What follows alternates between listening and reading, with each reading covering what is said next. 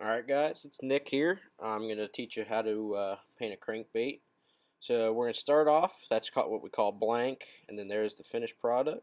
Blank is just clear, so I get them made from the factory like that.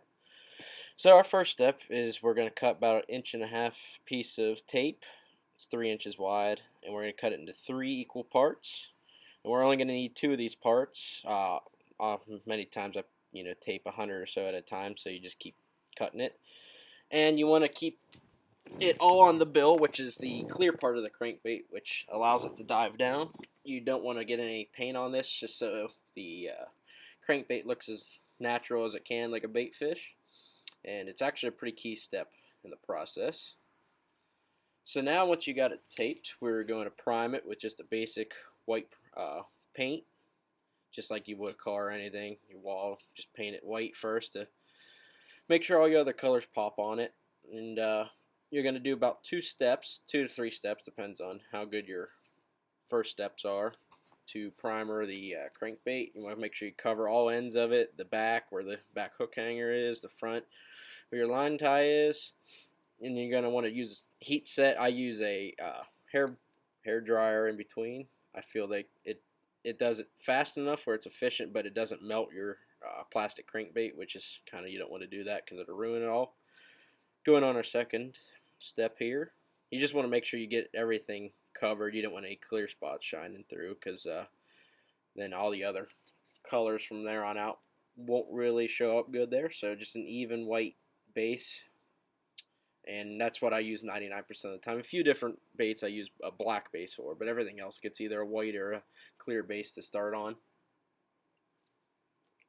And just make sure everything's heat dried. And then with the paint I use, it sprays kind of like a glossy, and how you know it's dry is when it turns to a matte, and it'll all become glossy once clear coated. So now we're going to clean our gun. It's really important to do in between steps. Going to use this little wrench here. It takes apart the 2 pieces of the gun. You have your nozzle and your needle. Nozzle is what you do first. That's how you control how much paint goes out. And the needle, which I pick up now, it's just what the paint goes through. Use hot water, and I just spray water through it and then air it out to dry it. Put it back on. Nozzle goes first, needle goes in. Then you take the wrench and tighten it back down. I use a single action airbrush. You can use a double action as well. Next step is the bone color, which is just an off-white. Fishing world we call it bone. It literally looks like the color of a bone. It's just white with a little yellow, orange, and brown in it to just make it a little off-white. And you see, I often spray my hand before I spray the bait, just to see. I mean, it's a lot of hand-eye coordination, because you see I'm 6 inches away from the bait or so. Just to see where I'm spraying, making sure it's spraying evenly on my hand, just to test it, how wide I'm spraying. That's one of the problems with a single action, is you have to constantly change how much you spray, where a double action, it's all on your finger. But this is how I learned, and I feel like it's the best way for me to do it. And it's very similar to the primer stage, as this whole bait is going to be a bone white base, so it's the exact same as the primer, just with a different color. But that primer is important, because if you were just to do this over a white base, it wouldn't look near as good. And here we go, we just air drying it again. That's every time you paint, you have to make sure you heat set it. Next step is we're going to do a little orange throat on it. It doesn't take a whole lot. It's just getting from where the bill meets the body to the front hook hanger. It's just called the throat. You can see me changing on my hand. This, we're going to use a wee little bit of paint. It doesn't take much at all to cover where we're painting. And you can see it putting on there now. Just short little bursts of it. It makes it fade into the orange real nice. And next step is black. This is kind of where we're at in all the details, where it's going to come to life just about. It's also on this color where most of your work is at, your detail work. This is another important step to make sure it's spraying good. First time around, we're going to do a little shading around the eye. You can see the eye insert. Heat set that. And that kind of just gives a little detail of the eye. Next step is we're going to add some shad scales to the back. And what I use is a bridle vein type material and put it in through one of those looms. And once you spray it, and you'll see when it's finished, it adds like a shad scale effect, which is this nice little detail to it. And we're not doing full-blown black, we're doing more of like a grayish black. You can see kind of just adds some scales, darkens the back up a little bit. And finally, we're going to use a Sharpie to mark where we're going to put our shad dot. That's just easiest for when I use my next tool to know where I'm going to spray. And I just use a basic circular kind of cutout diameter hole and just pick one. Have it taped off so I know. And all shad have what they call a shad dot, a kill spot, and I don't know why it's there, but it's usually in that spot, give or take on a shad. Just go back through and darken it up. Just another small little detail, but makes it look different.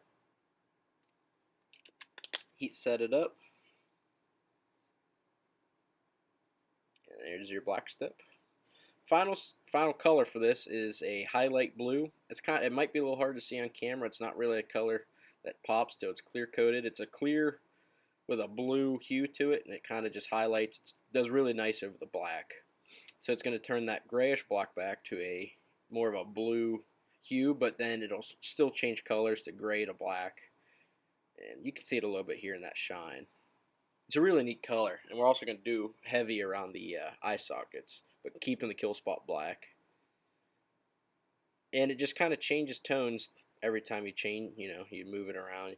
There's a good view of it. And air dry this color as well.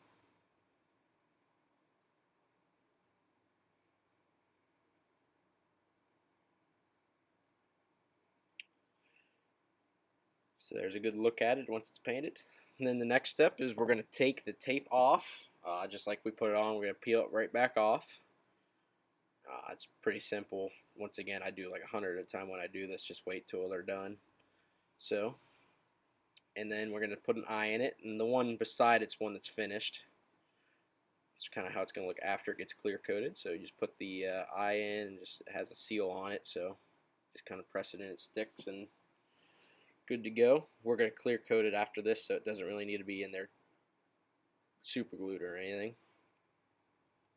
Now we're going to clear coat. We're going to take a Christmas ornament hanger, attach it to the front, and dip it in slow. And we're going to also take it back out slow. That way we don't get any air bubbles, and it just overall completely finishes off the bait. And without this, the crankbait would not be very durable as far as the paint job goes. This is what seals in your paint job, just like you would on a car. So we're going to just let it dry overnight for 24 to 48 hours. There's a good close-up of it finished. And there you go.